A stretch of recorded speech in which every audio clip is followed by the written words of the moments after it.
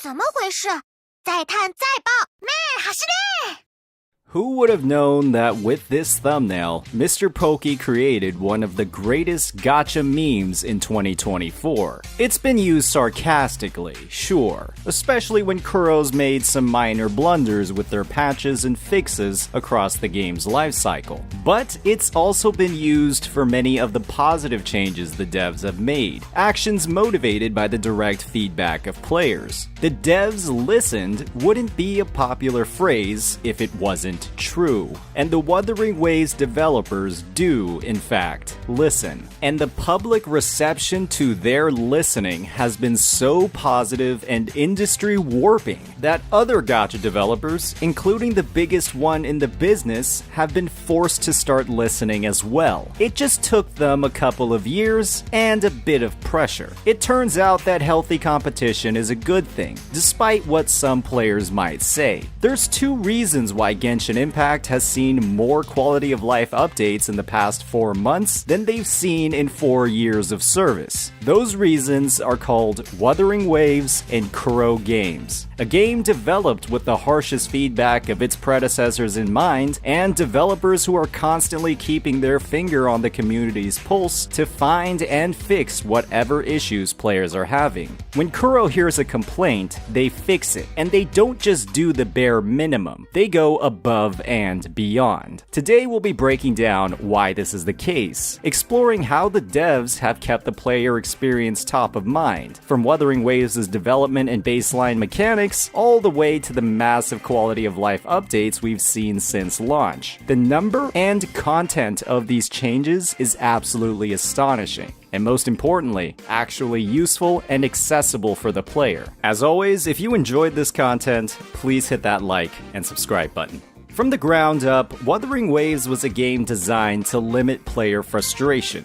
Kuro recognized that a huge portion of their potential player base were coming over from massive titles like Genshin Impact or Honkai Star Rail, and took the biggest critiques of those games to heart when designing the systems in Wuthering Waves. When it comes to basic mechanics of an open world like exploration, they streamlined the experience significantly, implementing features like unlimited out-of-combat sprinting, vertical wall running, and something that isn't stated enough, near immediate access to all of the essential exploration gadgets, like the grappling hook, portable teleportation points, and my personal favorite, the loot mapper. By implementing these changes, Kuro simplified progression for players and removed unnecessary bloat from the overworld experience. Convenient travel mechanics aren't locked to a single region or section of the map, and it doesn't feel like you need to pull specific limited characters to have an interesting or enjoyable exploration experience. But Kuro still found ways to improve. Players complained about the clunkiness of certain overworld activities like the shooting challenges and destructible collectibles, citing how switching back and forth between pistol users and their regular teams to 100% the map wasn't a great experience. They acted on this feedback immediately, and in just its second version, Wuthering Waves released a shooter gadget that removed this inconvenience completely. This wasn't something that they had to do. Hoyoverse had clearly demonstrated you could get away with ignoring complaints like these for years, but Kuro decided to respond in weeks.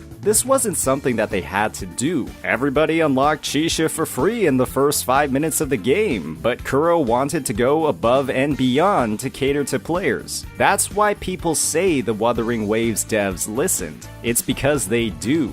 However, this isn't the only area where the devs did far more than they needed to when implementing quality of life updates. Wave plates, or the daily energy system, was also designed with the player experience top of mind. With a 240 limit and a simple accumulation of 10 per hour, Wuwa's energy system was a lot easier to keep track of compared to Genshin's, and also had a much higher cap. While other games launched with a much lower cap on their energy that was increased in later updates, with Honkai Star Rail taking over 4 months and Genshin Impact taking nearly 4 years, Kuro simply launched Wuthering Waves with the highest energy cap seen in the industry. That's a dev going above and beyond, and that's at the launch of the game. However, that wasn't enough either. Even with this massive energy cap, players wanted more, and Kuro gave it to them. With 1.2, Kuro added the Wave Plate Crystal system as an excess energy system with a cap of 480, and perhaps most importantly, a rate of 1 every 12 minutes. When the baseline rate is 1 every 10 minutes, this is incredibly fast. Other games like HSR, theirs is 1 every 18 minutes. That is 50% slower. Nobody would have complained if Kuro had simply kept the same rate as one of their competitors. Instead, they again decided to go above and beyond when it came to their implementation of a highly requested system. Other companies, well, they take highly requested features, like a custom artifact molder in Genshin, and completely butcher its implementation. It is mind-blowing that Hoyoverse took almost 4 years to add this into the game, and when they do, it's time-gated by almost 1/3 or even more of the calendar year. Enjoy your one customized artifact every 4 to 6 months.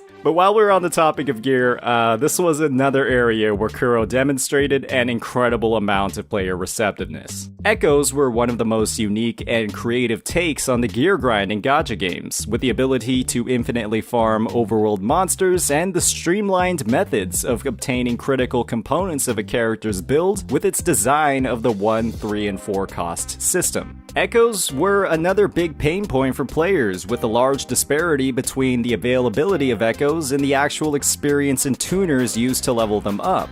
Kuro responded with a diplomatic solution to increase echo materials. Rather than increasing tacit field rewards and retroactively punishing players who didn't hoard their resources, they instead implemented these rewards across a massive number of events and activities, equally rewarding all players. But still, people had issues with echoes, and now that people had progressed further into the game, grinding overworld mobs for drops had become a lot less appealing. So they just went ahead and started giving out a massive number of randomized echo drops across every avenue of content. From repeatable activities like the Elusive Realm, all the way to story events like the Moon Chasing Festival, Kuro takes feedback and implements it quickly. Oftentimes, all it takes is just one version. This level of response is something that gacha players aren't used to, but this is just the way that Kuro does things. By acting on these requests, Kuro in turn fosters a community that doesn't have that same level of toxic positivity other gacha games are notorious for,